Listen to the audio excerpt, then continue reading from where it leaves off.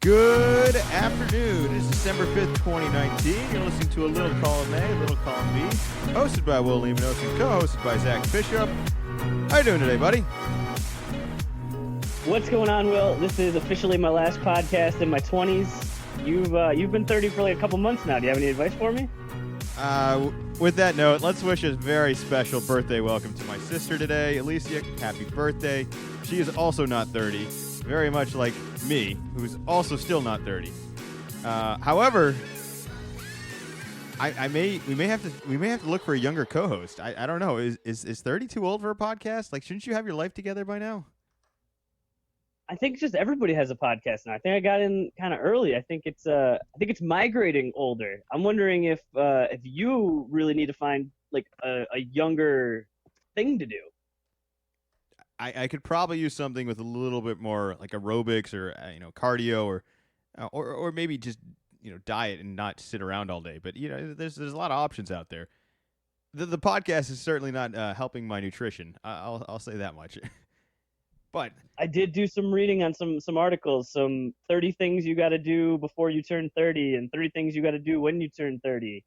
And it's a lot of things, but two of the things you mentioned, yeah, those were on there. Exercise and you can't just eat bad stuff and have bad habits anymore. But they're the best habits. Those are the things that make me happy. What do you want me to be unhappy? Is that why everyone's so? Is that how a midlife crisis happens?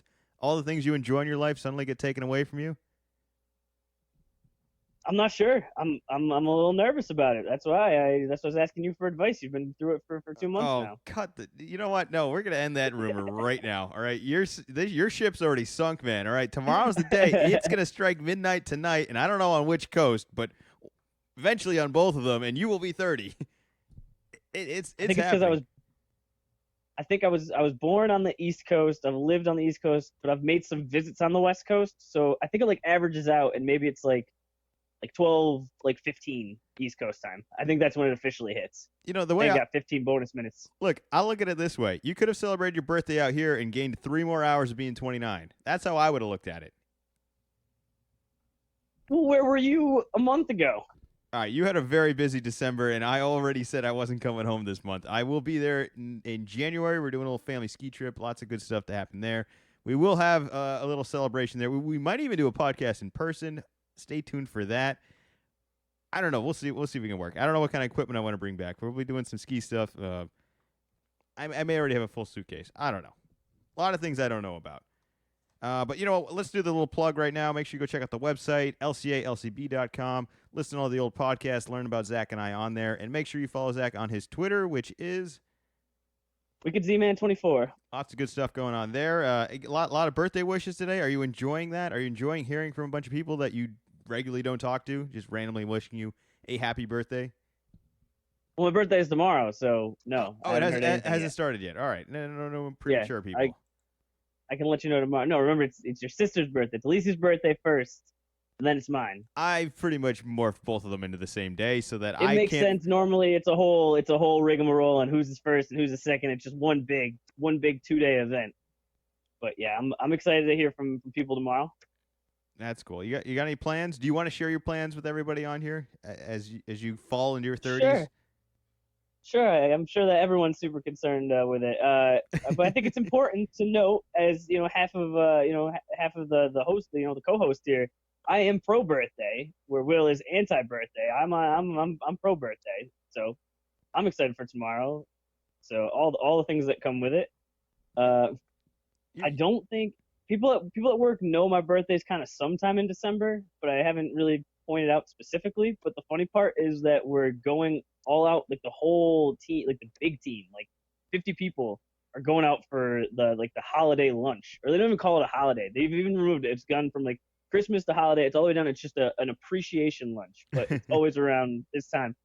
So I'm in my head going to pretend like it's just a big birthday party for me. So that's what my lunch plans are. And then there is a ugly sweater / birthday party going on by one of our award-winning listeners, Sean. He's throwing a little get together at his place, so I'll be down there. Shout out to Sean. Celebration. Happy Festivus. Big time. Big time shout out to him. I think he's gonna bake me a cake. I'm super excited about that. and then just going right into the weekend. Then Saturday, who knows what's gonna happen on Saturday? We'll see how Friday goes, but I'm sure I'll be still celebrating. Gotta keep this going.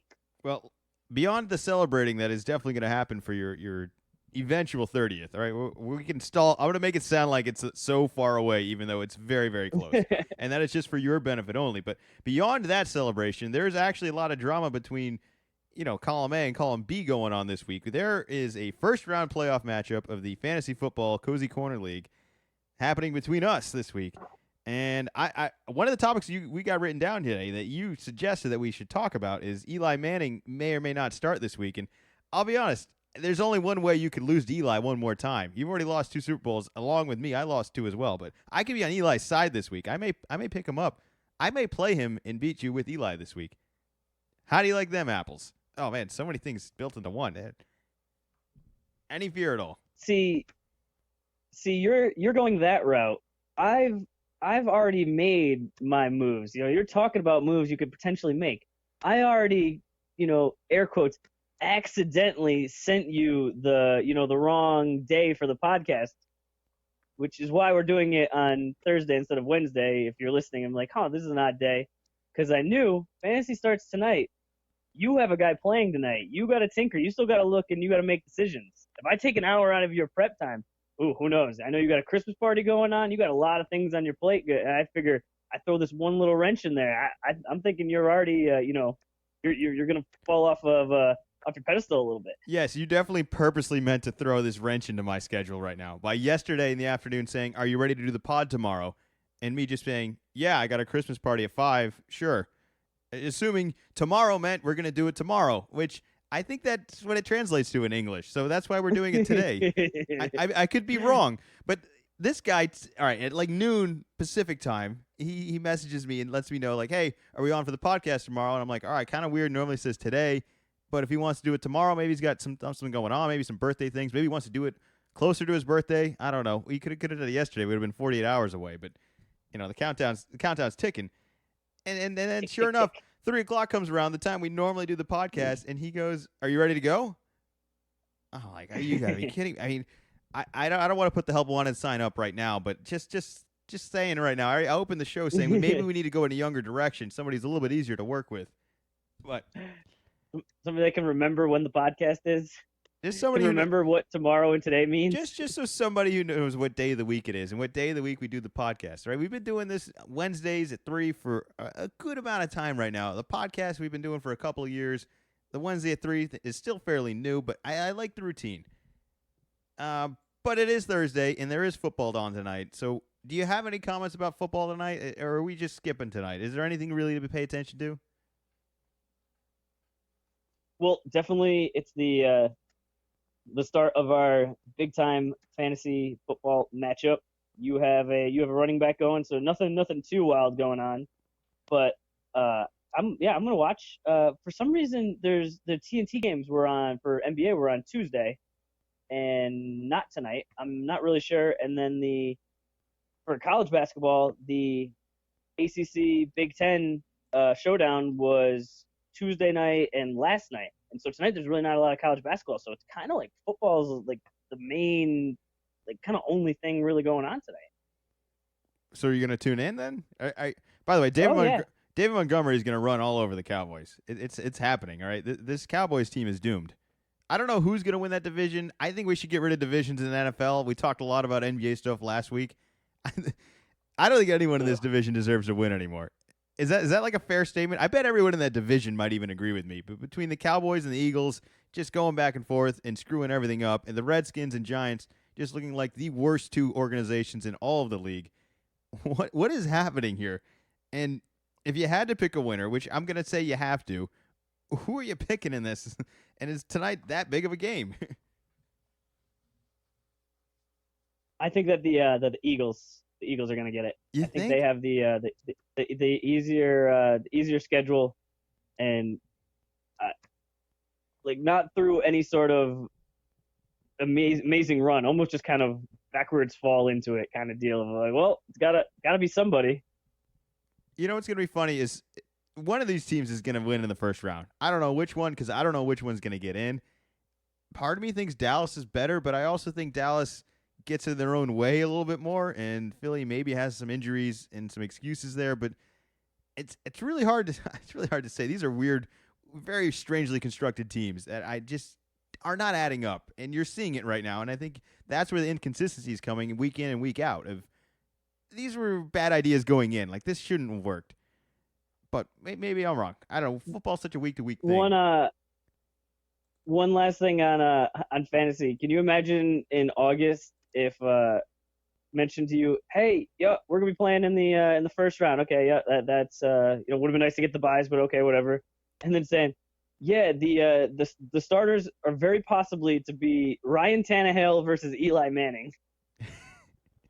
I know. I'm not doing that. We know who I'm mostly worried about, and you should be really worried about this too. Is Tyler Lockett he's a wild card officially. Ofer.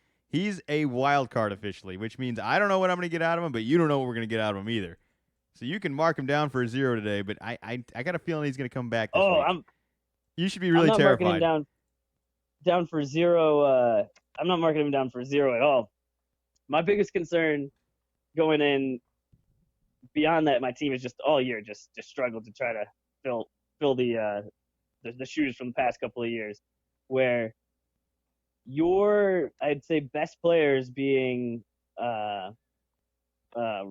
Russell Wilson and Lockett play the 8:30 game on Sunday. I have nobody going after the later games on Sunday. Oh, so man. I'm just going to have to sit there, and throughout the whole game, it's always the way it works is, man, Wilson's not looking great. And then in the fourth quarter, all of a sudden, it's just an onslaught of points. So it's like I won't be able to let my guard down like the whole Sunday. Well, that won't be a problem if I play Eli. And I won't play Lockett if I start Eli. No, he plays on Monday night. Oh, yeah. Well, see, is that a better problem or a worse problem? Yeah. I don't know. Actually, you sure the pod's recording? You sure we don't need to start over and, take up maybe like another hour and a half? We're doing a long pod today, right? Yeah, we're doing the longest pod ever. Do you not want me to start David Montgomery? Are you that fearful of David Montgomery? No, I'm just teasing. I legitimately got my wires crossed and did text you, hey, you ready for the pod tomorrow? At the time, I would normally text, are you ready for the pod today? Saw you gave me the thumbs up. Did not go back to read my text. So I said, yeah, he's ready for today. Cool, awesome. And then it wasn't until later when I sent you the follow-up that it was I had realized my error. But oh, man. Tried to turn it into something like I was in charge, but no, very much just got my wires crossed. Here, I was trying to be so accommodating of being like, yeah, sure, buddy, no problem. I got it. No questions asked. You don't even need to tell me what you got going on. Just, you can't do it today. Yeah, that would have been We're more doing helpful it if tomorrow. you'd been like, what do you got going on today? That would have alerted me to my mistake early on. But no, you just said, yeah, exactly. No questions asked. Trying to be a respectful co-host here, all right? We work on different coasts. This time shift is first of all, we should get rid of it, but it's not going away, so we got to learn to live with it. And it takes some coordination and some little give and take. So I gave it. I was willing to give. All right, I budged, but the negotiation's over. Right, next week it's Wednesday, strictly at 3 and 30 and under only. So I don't know. Maybe Nate's available. I don't know. Is he ready for the big leagues? No, he's not ready. I don't even know what time zone he's in anymore. But we do have some topics to talk about today. You want to talk some movies? You want to talk some more Eli?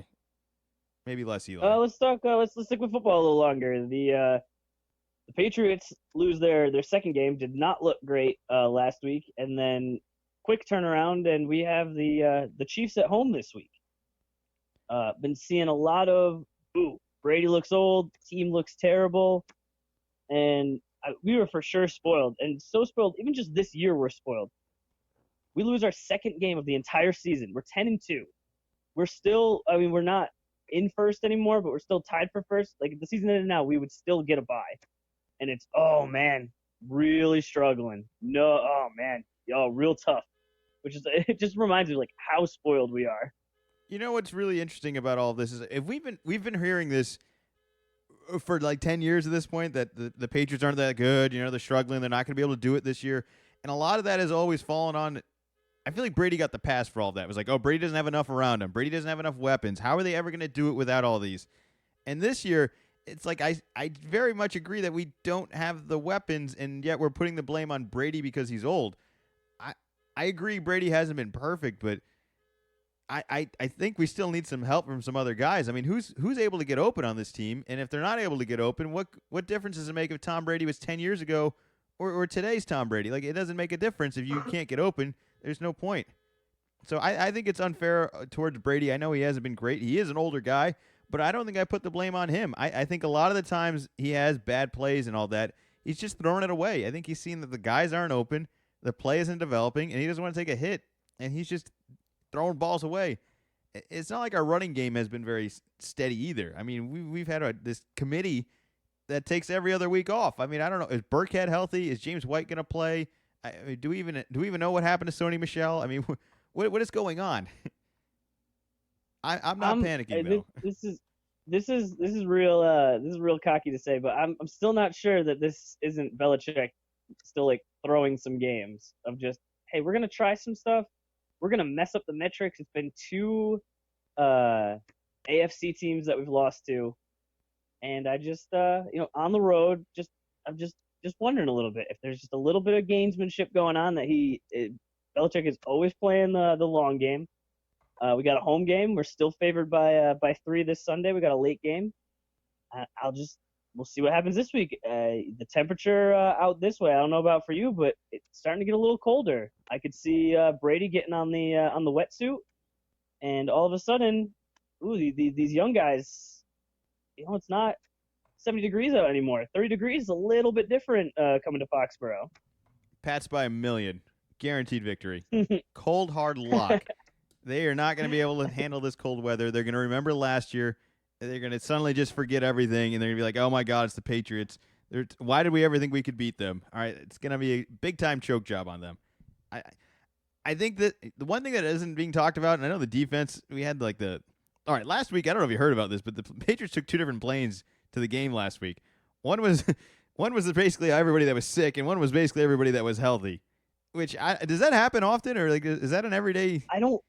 Or is that? I haven't heard of that. Is that us? Yeah, I haven't heard of that. My 2 favorite comments on that were, one was, who just has a second plane ready to go? And it was like, I think someone might have said something like, only the Patriots have a contingency just in case everyone is sick plane.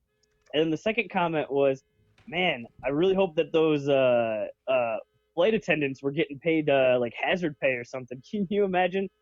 Yeah, Joe, you gotta work. Oh yeah, okay, what? Yeah, Patriots. Yeah. You're gonna be on the sick plane. Oh, am I? It's weird, but I'm gonna give our defense a pass on that. I think this is the best defense Belichick's ever coached. I really do. And the last couple of weeks, we've had a couple injuries, definitely some illnesses here and there, and I think you're just gonna be a step slower. If we are healthy this week, which I really think we will be. Is because a lot of the guys recovered a little bit. They'll be fine. If that defense is healthy, we're not going to need, Hall of Fame Tom Brady. We're going to need Rex Grossman level with this awesome of a defense. We just don't screw up, don't throw anything off, and stop expecting him to put all this weight on his shoulders and carry us there. We don't need that anymore. We have an awesome defense. They're going to be there. If we can get home field, that'll be fantastic. Make everyone come to us. But then again, this team's not fearful of playing outdoors. Like I don't care what home field advantages you have. It may even benefit us where we get to play indoor somewhere. I don't know. I'm not worried. I'm not panicking about this team at all. I would be very fearful if I was Kansas City this weekend, though. I think a message is coming. We do this. This team is relentless, and anytime the locker room material just builds up like it has this week, it just explodes, and we're just gonna unload all over Kansas City. So that's my expectations for this. I'm not worried about it. I don't think you sound very worried about it. And it really. The only reason that I'm not worried is because Will is not just saying this on the podcast, and he's heard all the stuff. You texted me Monday morning. It must have been like first thing when you woke up, because it was still like pretty early for me for work, and it was just. Not concerned. We're gonna be fine. No need to worry.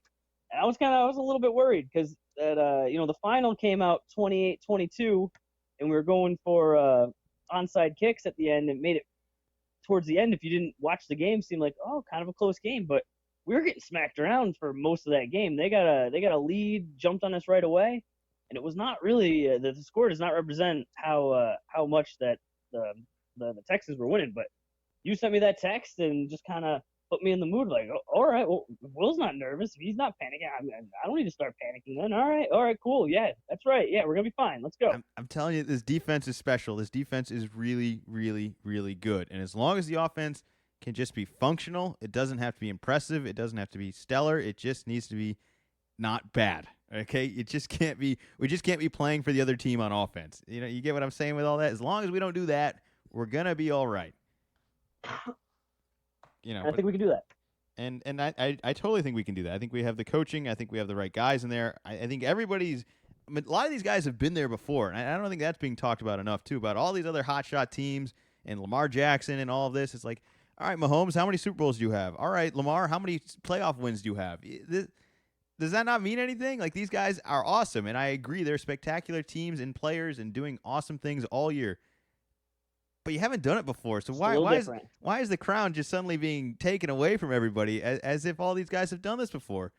I mean, it's definitely leaning that way, and it will eventually happen. But I stand strong. It's not going to happen this year. I really feel like this is a good Pats team, so I'm not worried about it at all. I've said that a lot.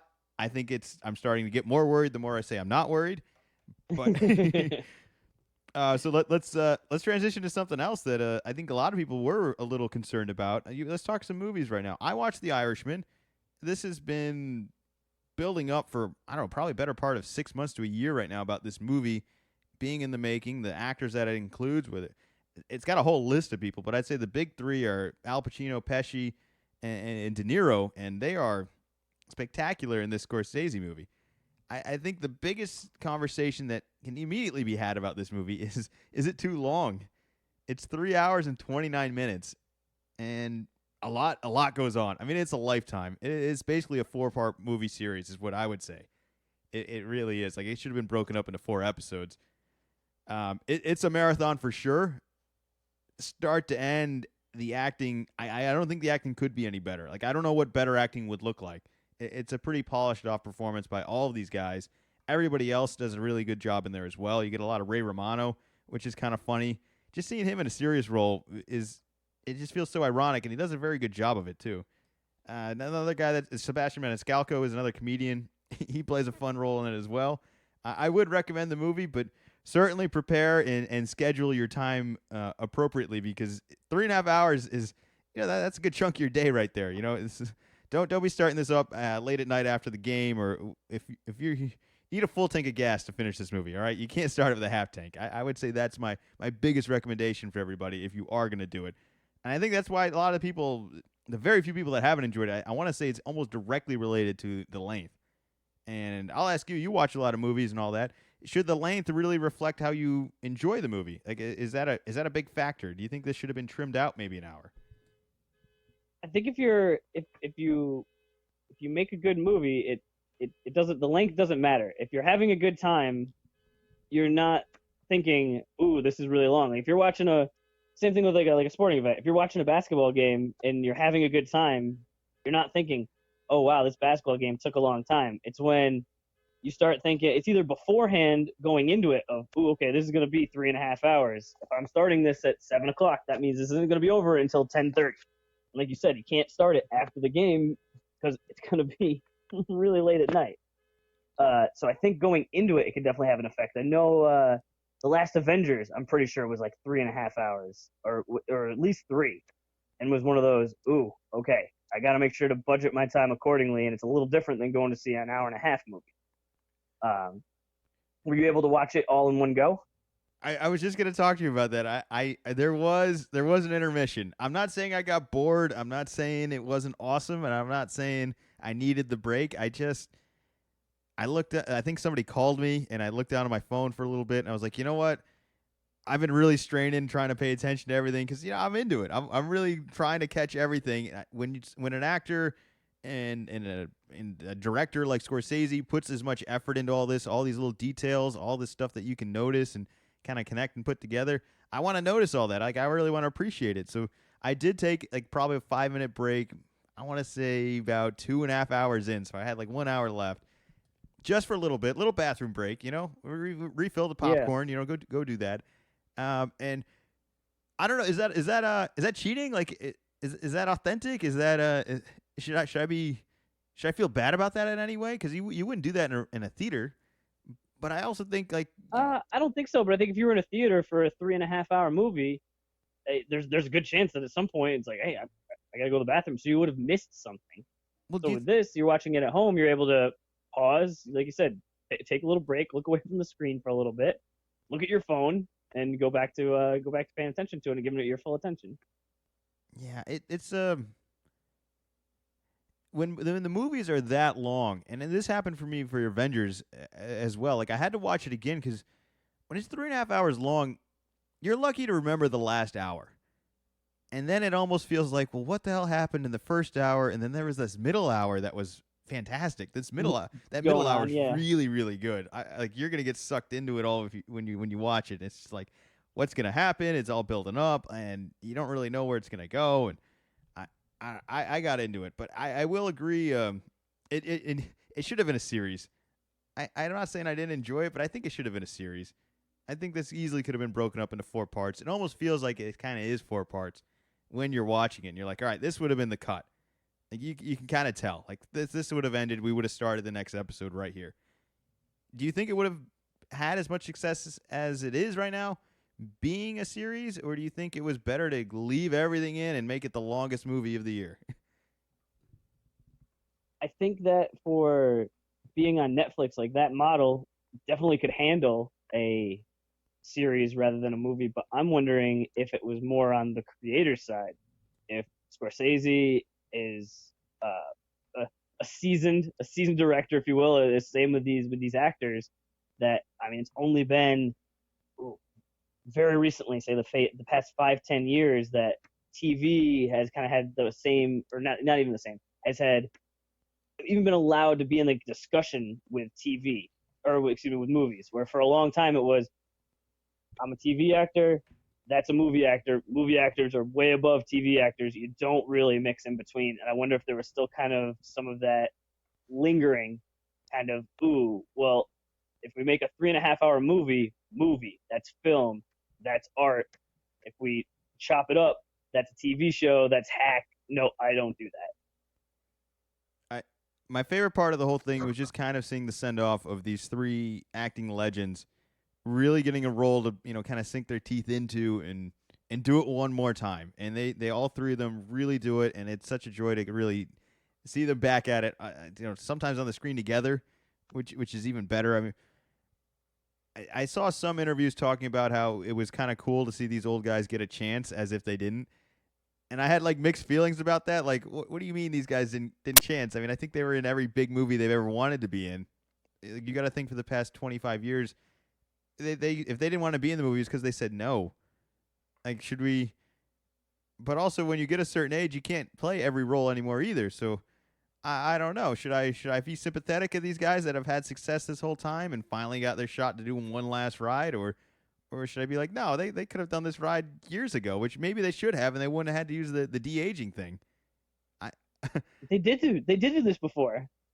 Godfather, Goodfellas, like all right, they've done this before. Like, yeah, you're saying, oh no, they missed out. It's like they got to do this. Maybe not this exact role, but yeah, that's just kind of how life works. When the opportunities arise, you get to do some stuff that is cooler than other stuff, and there's gonna be other people in 20 years that it's like, oh well, they didn't get to do this. Like, yeah, that's how life works. Life's not always fair.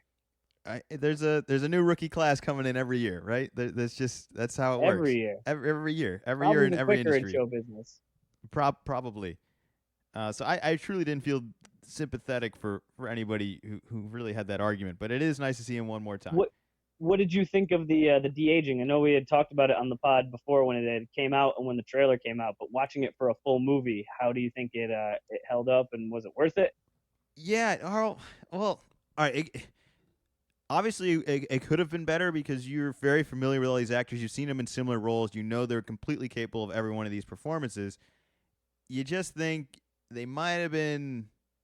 It's good. It's good. It's not bad. It just would have been a little bit more convenient, I think, if they'd done it 10 years ago, or 5 years ago, or just there's certain scenes that you can kind of tell that's not him, or that's not like he's too old to be doing something like that. Like I've seen him not on the screen, like behind the scenes and doing interviews, and like that Robert De Niro is, he's not a strong young guy That's anymore. not what he looks like. Yeah, that's it's just more of the fitness and the athletic part I think stood out for me. The face and the recognition and all that, I thought the CG looked really good. One thing that I thought originally going into this movie, and hopefully this doesn't spoil anything, I thought they were just going to age everybody back to one age, and that's what it was going to be the whole movie. Like, that was the point of the technology, when in reality, it's really just they go through different eras. So the aging is a little bit more on some and a little off, like the gas pedal towards the end, so it's not the whole movie that they get a whole lot of CG on it. Like, eventually, in some scenes, you'll be able to say, all right, that's today's, that's this. And I'm not saying you can tell, but I guess I was I didn't understand what the de-aging was going to be used for entirely. And I like that they didn't use it. They didn't lean on it entirely the whole movie. It is for a good portion of it. But it was good. I didn't have a problem with it. Anyway, like, this movie doesn't happen without that, though. So I think that makes it worth it for me, that we got the movie because of that technology. So I suppose that makes it a plus. I don't know if this is something we want to be doing in the future. There's an animated series, BoJack Horseman, and he's a washed up actor in that, the cartoon guy. And in one of the movies, he gets in a lot of trouble and just decides to leave. And they're like, "Oh, good thing we took like a VR scan of his head," and they just CGI the rest of the movie. And obviously, it's a cartoon, but I'm part of me is wondering is that just the future right now? Like, do we just CG like De Niro from 10 years ago into every movie going forward? Like, is that a good thing? Is that a bad thing? Because I think this is one step closer towards that, and that's interesting to me. Is that the direction you'd want to go in?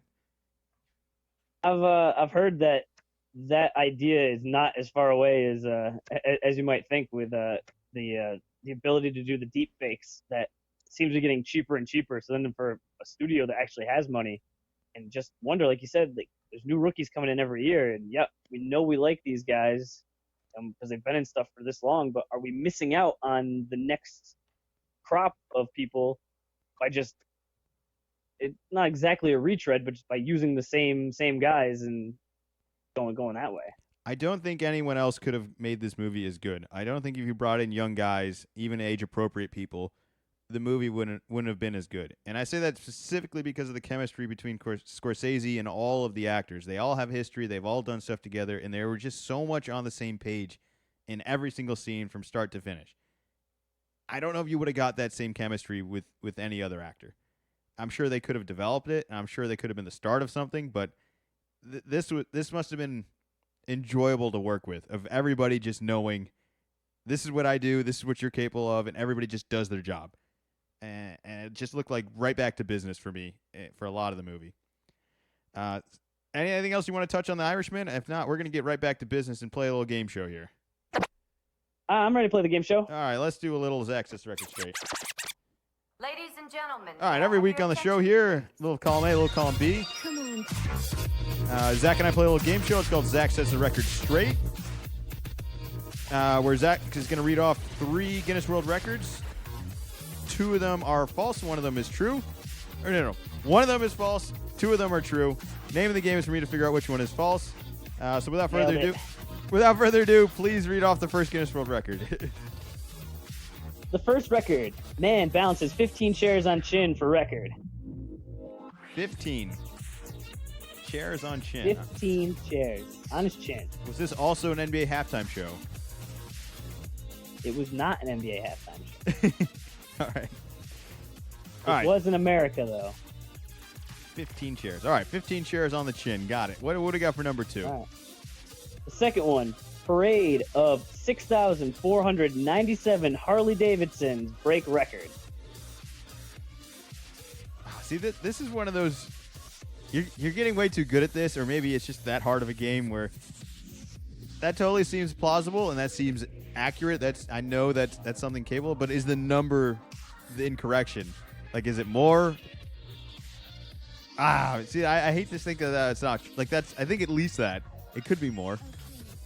So this was in Texas. The organizer, he's been trying to break this record since 2010, and he's failed 3 times before this Saturday when he set the record.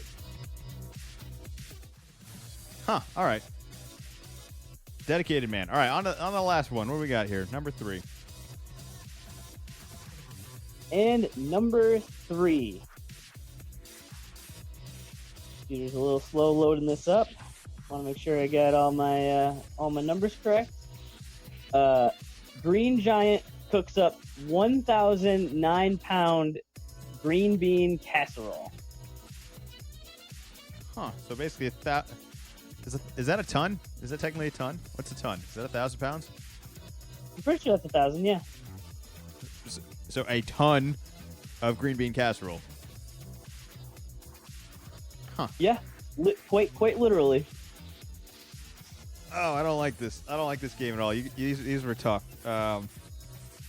I kind of hope the 1,000 pound is the ton is the incorrect one. But part of me thinks it's the Harley Davidson one, and that it was more people. I hate that this game is messing with my head already. Like I already. The chair thing. That sounds about right. That sounds like that would be the record, but it also just sounds ridiculous. Much like everything else always sounds ridiculous. You know, I'll say number 2 is false, and that there were more bikers. That is the wrong number. Final answer. You are correct on the false part. So that one's false.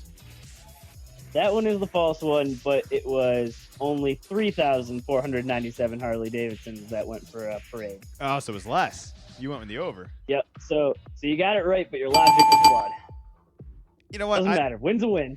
You know what? That's the way I'm going to keep on taking it, is that a win's a win. I don't think one time that I've won this that I have gotten it right, though. The over-under on the second guess, I'm over. I don't think I've ever actually guessed correctly and got the this is what's wrong with it right. I'm not sure you have either. You know what? That's fine. I'll take the win. You take the win right to the bank. That's your first win of December.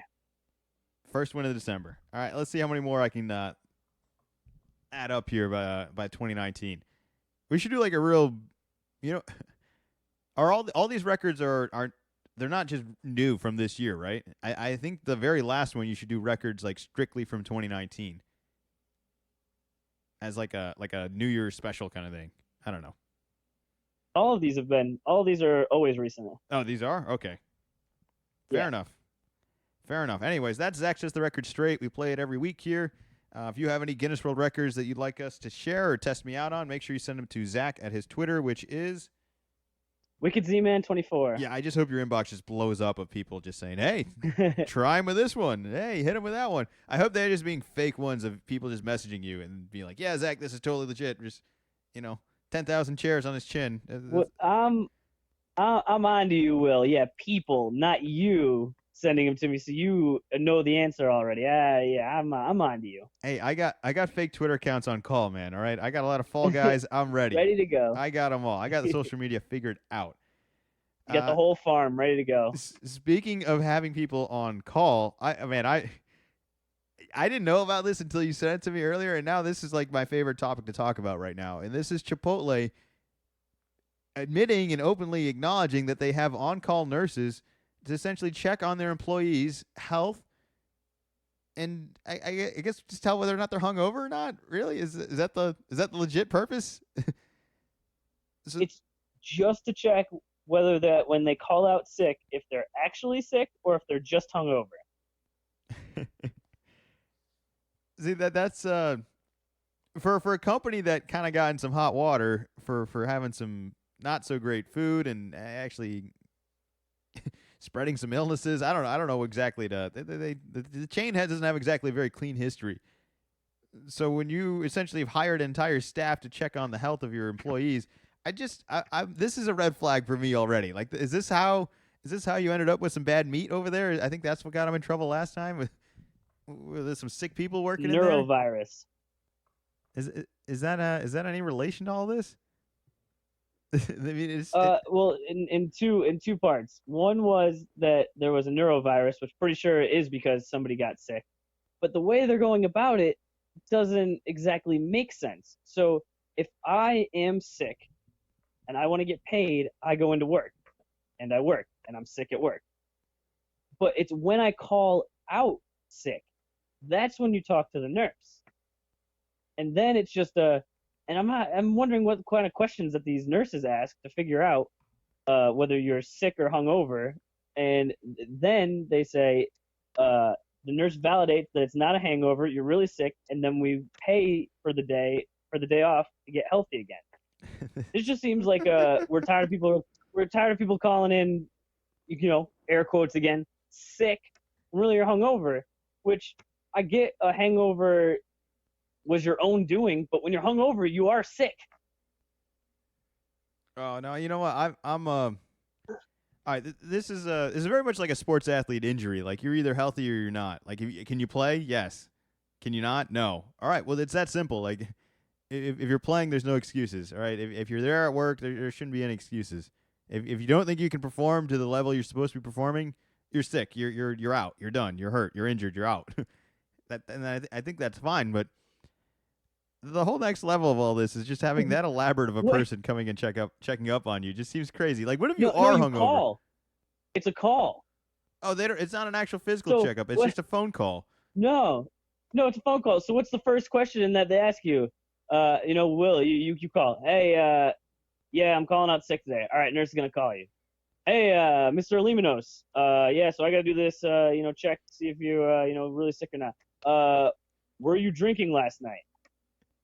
Yeah, I had lots of water. Drank lots of liquids. Were you drinking alcohol last night? Yeah, I may have consumed a beverage at happy hour. Maybe more than one? Is that one or double digits? It was one double. It was one double, so 2 drinks. Okay, you must be really sick. All right, yeah, we'll pay you. Yup, you're good. No worries. I mean, how does this system work? I don't know. Do you need a hall pass to go to the bathroom? Do I need a note from the nurse so I can? do I need a note from my mom? Like, hey, he's not going to be in at work today. He's got the flu. It kind of seems that way, doesn't it? It really does. It just seems very elementary, and I mean that in the most literal way. I just don't like the way that the. Overall, I'm not a huge fan of the policy. I get, you have a job, you should show up not hungover, but every once in a while, especially around, Christmas time, there's a lot of parties and everything going on. Sometimes you get overserved, you indulge a little too much. But the way that the CEO is saying that this is a safety concern for the customers just seems totally backwards. Wait, so if I don't say anything, I could be there sick where there's no nurses, but if I call in, then you'll designate whether I'm hungover or not. So if you go through this and the nurse says, yeah, this Will's hungover, that's why he was calling out sick, I'm pretty sure, like, it's not like you still then come into work. I think you just stay home, but you don't get paid for it. So it's just it seems more of like a corporate theft kind of policy than a safety one. Hey, so I just don't like that. It doesn't feel like he's being a straight shooter. Like, I just think that here's the easy solution, and the idea you probably should have had going in is just, I mean, I don't want to judge anybody, and this doesn't apply to all employees, but hire better employees and have less issues. And if you can't hire people for what you're paying them, you're going to have to pay them more if you want to avoid having an entire staff of nurses calling every day. I don't know. I don't know what the cost efficiency of all this is. Maybe this makes sense. Perhaps my way makes a lot more sense. Certainly does to me. But, hey, man, this company, maybe this is just how they advertise. Maybe they just get in hot water every now and then, and suddenly everyone remembers what Chipotle is.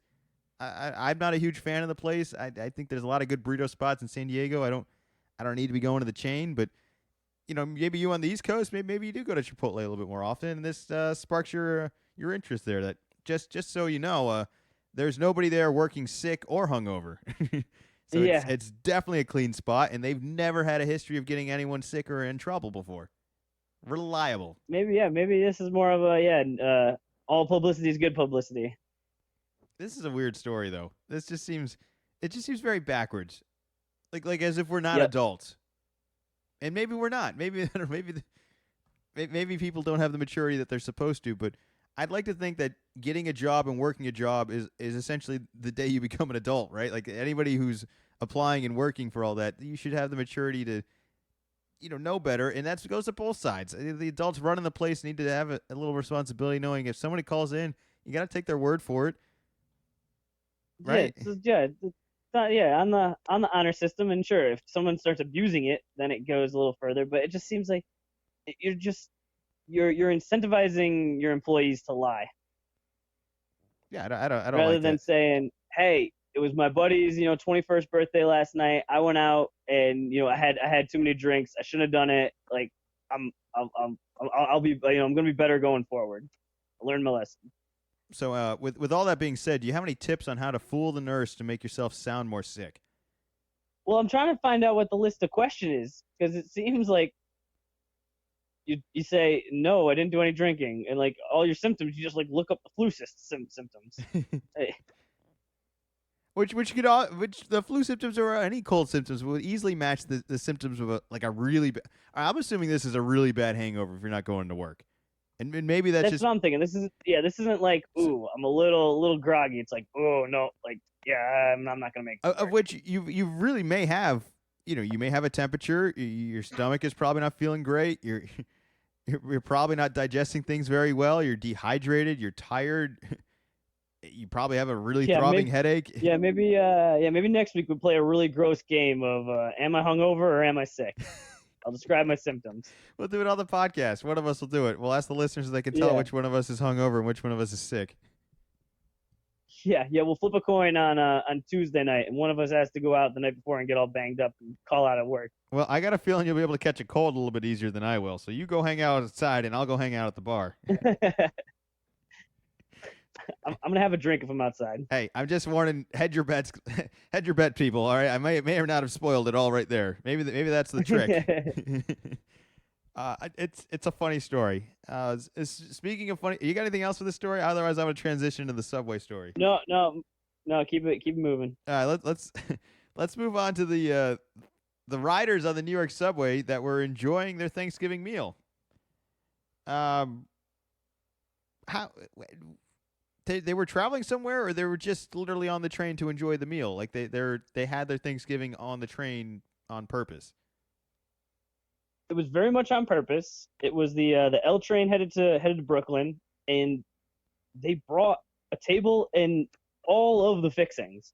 So there was a group that very much planned it, but then there are the other people that did not plan it, that are just taking the train home normally, that are just around, that they were more than happy to share all the food with them. I think that's awesome. I think that's I mean, as long as it's not from Chipotle, I'm sure the food is fine. Well, I guess Chipotle isn't going to be sponsoring the podcast anytime soon. I mean, yeah. I mean, was anyone sick or hungover in the preparation of this meal? That should be my first Probably. question. All right, let me ask you this in a real question here. You're taking the subway, you get on, you see the table and everything set up here, and somebody says, "Hey, man, you want anything?" Are you eating any of that, or are you holding off? All right, we're on a weird place, right? This is, I mean, I know we talked about the cleanliness of Chipotle. The cleanliness of this subway is not the same. That is definitely a sticking point. Like, I'm not a city person. Even I know it's like, ooh, subway, like that's a real dirty spot. But there's a whole video, and they have a tablecloth. They have like little plastic champagne glasses that they have sparkling cider in. The woman that's carving the turkey is wearing an apron. Everyone looks like they're having a blast at the table. The people around them look like they're having fun. I think that's a part of it too. If it looks weird and it looks sketchy, you stay away. But if it looks like everyone's having a good time and everyone's friendly, I think I like Thanksgiving food.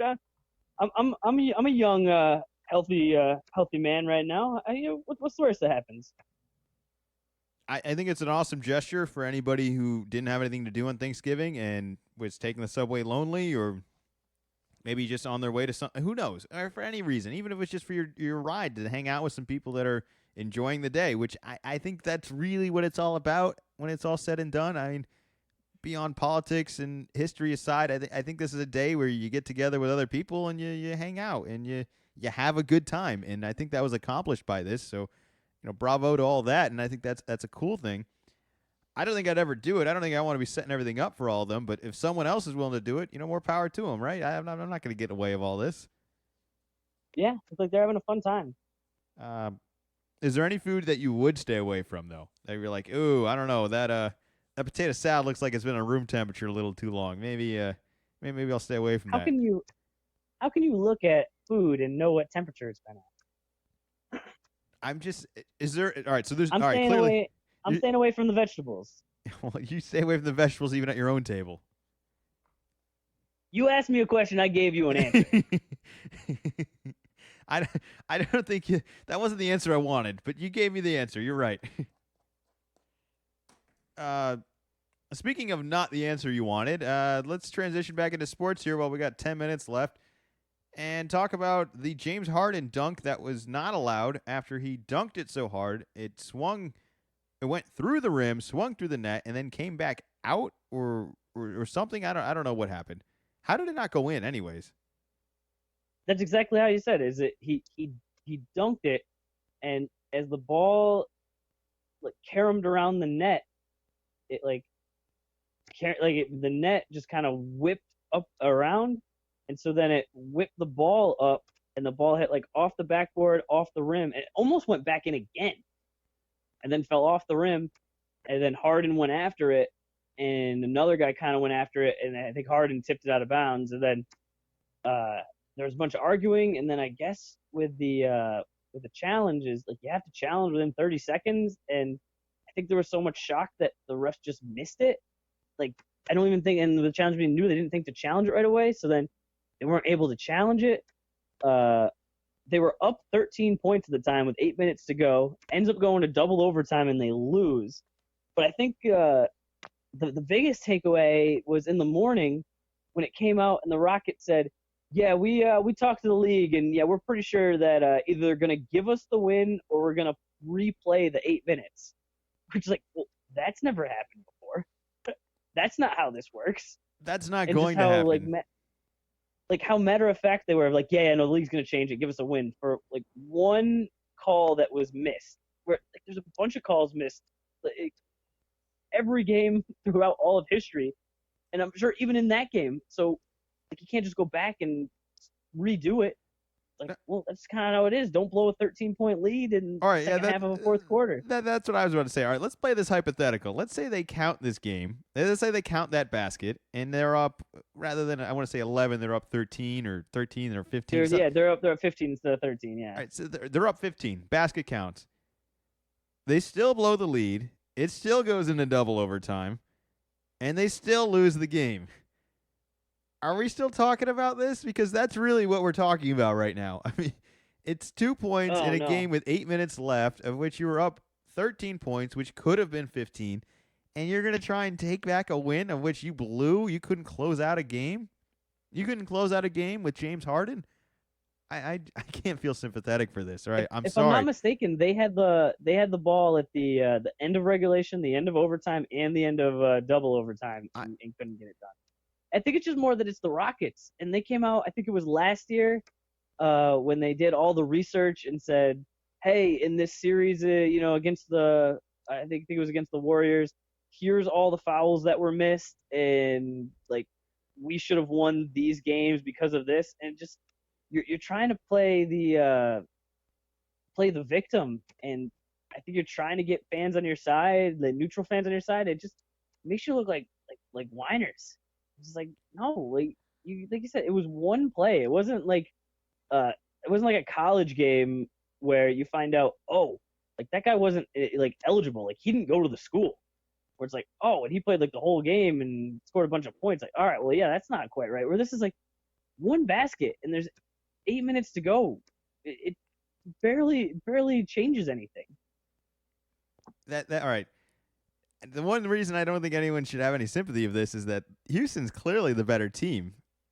Like, you were the better team. You were spotted a 13-point lead. It could have been 15, and you still lost. Like, you can be mad about a lot of things, but those 2 points are probably the least of your worries right now. You should be much more concerned that you blew the lead and you lost to a team that you really shouldn't have lost to, and that's what you're mad about. Like if this happens against a better team, I don't think they look at it as much. I mean, I'm sure they lean on the excuse because clearly something wrong happened. The ball went through the hoop. It should have counted. It's baffling to me that it somehow wasn't reviewed. Like, how come the league doesn't have like an override review of we're just like somebody in wherever they review in where is it, New Jersey, the plays they get reviewed. Yeah. You're telling me Yeah. everybody there wasn't watching that, being like, "Huh, that went in. Oh wow, they didn't call it. Oh wow, we're watching this. I guess we'll wait 30 seconds to see if it gets reviewed or not. If we got to do our job." Like, why isn't it immediately like, "Hey guys, that ball definitely"? Why aren't they on the phone like the second they see that happening, and just saying, "Let's just fix this right now"? I don't know why. This is a fixable play, though. It's not a charge. It's not a judgment call. This clearly should have counted. I think it's because that it's not something that happens all the time. Like the foot on the line thing. Referee sees, hey, it's close, just kind of like signals to the refs on the at the table, hey, let's take a look at that the next time out. They take a look, boom. I don't think there's just no mechanism in place to say, hey, if something goofy happens with the ball, here's the process to fix it. And it's like, because you figure there are 3 referees watching the game. How did all 3 of them? And it was a wide open dunk. This wasn't in the lane. There wasn't a lot going on. It was Harden all alone. He was so far ahead and out in front, and this happened so quickly. He almost like the towel kid had to run off the court, and like it was almost like a pickup basketball court sort of situation where like somebody's in the way, had to run off. It's like how is at least one of them not watching? All right, I don't know. I just don't know. Would you be upset if one of those referees just took a quick peek, like up top at the jumbotron, and was like, "Oh, hey guys, I looked up and yeah, it definitely went in. We should huddle up and act like one of us saw it." Like, would you be mad about that, even if they didn't see it in person? If they were like, "Well, the replay, like this is a yes or no kind of question right here. This isn't a charge. There's no judgment of all this. This isn't a suspect think it was call." I think it was in San Antonio, so I bet they didn't show the replay. Oh, really? You don't think that one? Yeah. You maybe yeah, because all right, you may have an argument there. I think that's a fair point. That would win it. I think earlier in the game, Harden was getting a bunch of foul shots. He almost set the record for amount of made free throws in a game without missing one. And a fan heckled him, was saying, "Hey, we didn't come here to watch a free throw shooting contest." And he heckled back saying, "Hey, I didn't come here to get fouled a whole bunch either." I like that. You know? Hey, good for So him. that's what makes me think that they weren't in Houston. And so I bet that the guy running the replay said, "Yeah, we're not going to show that on the jumbotron." Yeah, we'll show more Manu Ginobili catching a bat right now. That's what we'll do. That's what the people want to see. You want to see some more old highlights? Let's see. Hey, remember this Tim Duncan guy? You may not have heard of him, but he was really good for a long time. You know what? But I hate that we're talking about this. Is it weird that this is the biggest story non-story ever? I mean, this was a made basket that wasn't counted on a fast break game in. Was it even in December? That meant nothing. This game means so little to all of this. I mean, we talked last week about how we wanted to do like a mid-season tournament or change up the schedules or just adjust something. And the only one pro to all of that is that we don't have to talk about stupid shit like this anymore. Like if we can remove these sort of debates and these sort of issues and make a game mean a little bit more, I would say that would be progress. And we're like, this is a step in the wrong direction, right? Is that fair enough to say? I don't think that it's us that are driving the conversation. I think if that had happened, they had lost, and it just had moved on, it would have been talked about a little bit, and we might have been a little more on their side. I mean, like I said, it was a 13-point lead. It wasn't like it was in the final 30 seconds, and really felt like it swung the game. Like, I'm sure somebody's looked it up on the win percentage and a make versus a miss. It had to have been minuscule. I think it's more that the Rockets PR team coming out and saying, yeah, the NBA is going to take care of this. It's going to fix it. It's going to do X, Y, Z. That goes, oh, come on. Just grow up. Like, move on. I think they've taken the if you're not cheating, you're not trying thing to such a degree that nobody's ever going to be on their side. The NBA is not going to be on their side. The fans aren't going to be on their side. Like the only way that they can really kind of gain some credibility out of anybody is if they actually win. And I know they had the one injury with Chris Paul a couple years ago. That probably really they really lost their opportunity with that. And I'm not saying they don't have a chance with this team, but this really seems like an organization and a team that is kind of like on the back end of this championship contention, and they're really starting to notice that of being like, oh man, we're going to be all right, but we're not going to be as good as we were a couple years ago, and this team's going to age weirdly, and it's constructed weirdly, and we don't even know if D'Antoni can actually win a championship. I mean, he's a great MVP campaign manager, but is he good enough? And these just feel like all those things I just said are the real problems in Houston, and then all the stuff we hear from them are just excuses, are so unrelated to everything that is the actual problem and the actual results to all of these games. I don't know. I'm sick of it. It's weird that I still dislike Chris Paul because I thought he was the whiniest of the bunch of them. Like, I almost feel like his trade there made it worse. Like, he started a lot of this, I think, and just showed everybody in Houston that you can be like this and then it can be okay and you can be in, State Farm commercials still. And yeah, he brought it from the Clippers. I really think he did. And I know, and the more I look at this Clippers team too, and I see a lot less of that now too. I'm not nearly as annoyed by Doc Rivers as I was with Chris Paul and Blake Griffin and DeAndre Jordan there.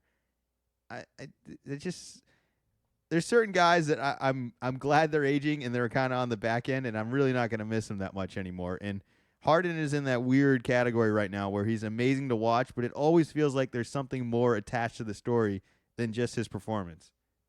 And that's not fair to him or anyone else, but that's just a reality. And at some point, I think you got to say there's one thing in common with all these stories, and it's James Harden and Chris Paul. I'm throwing in Paul in that too because I think he's just as bad. You're just not hearing about it now because he's not in any games. Yeah. Fair enough. Column A wins. Oh, I didn't really know it was a competition. Oh, it is. It's the first one to 30 wins. It's always a competition. Anyways, I'm going to start playing the outro music here. We're going a little over on the hour. That's because we're a little behind on the day. So you get some bonus podcast time here on these closing little minutes. Make sure you go check out the website, lcalcb.com. Lots of good stuff on there. Follow Zach on his Twitter one last time, and wish him a happy birthday tomorrow if you can. And you can reach him on his Twitter, which is Wicked Z-Man 24. All right. Anything else you want to add out for the people out there? What do they want? What do they need to know? What do you want for your birthday? Oh, I want lots of attention. Lots of attention. Chocolate cake with chocolate frosting. Chocolate chip cookie, ice cream. So that I'm probably gonna get some eggnog. I'm gonna have fun. It's gonna be a good day. I'm excited. Speaking of good day, I want to remind everybody one more time. If you go to the website, you can check out some of the new merch we got on there. We got sweatshirts and T-shirts. Sweatshirts are back, and they're available in a couple different colors. I would maybe suggest you avoid black. I think the other colors will look a little bit better, and the logo should stick out a little bit better. But that's my preference. You can make your own decisions. They're available online in a couple different sizes.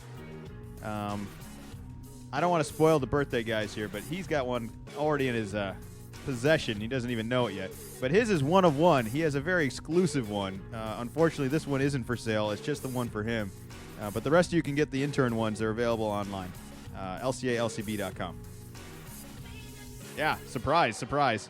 Yeah, you got a custom shirt. Yours isn't like everyone else's. Oh, yeah. I'm gonna, tomorrow morning, we'll open it up. All right, on my desk. We should talk about that. You got 30 seconds to tell me this right now. Why did you wait till your actual birthday to open this? Is that still like a thing you believe in, or is that this was a clear preference? The package arrived yesterday. It's not my birthday yet.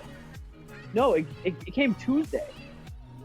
And I told you last night, I I didn't open it as soon as I got it because I'm a mature adult now. I'm a grown man, and I don't have to open presents as soon as I get them. And I was rewarded immediately with a big Duke win at Michigan State. So I'm glad that I did it. I almost feel like it's an immature thing to do.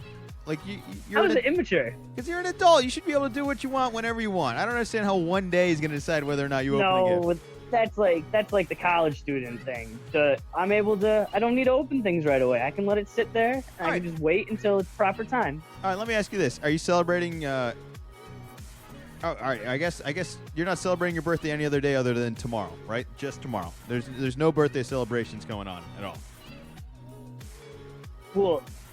See, that's my point. Why don't I understand why it goes for a while? You can open up the gift, all right? I think everyone will be fine. And there's still a surprise in there, despite you knowing it is some little column A, little column B merch. But the surprise will have to wait until tomorrow, and you guys are going to have to wait until next week. So tune in next week, Wednesday at 3. We'll be back.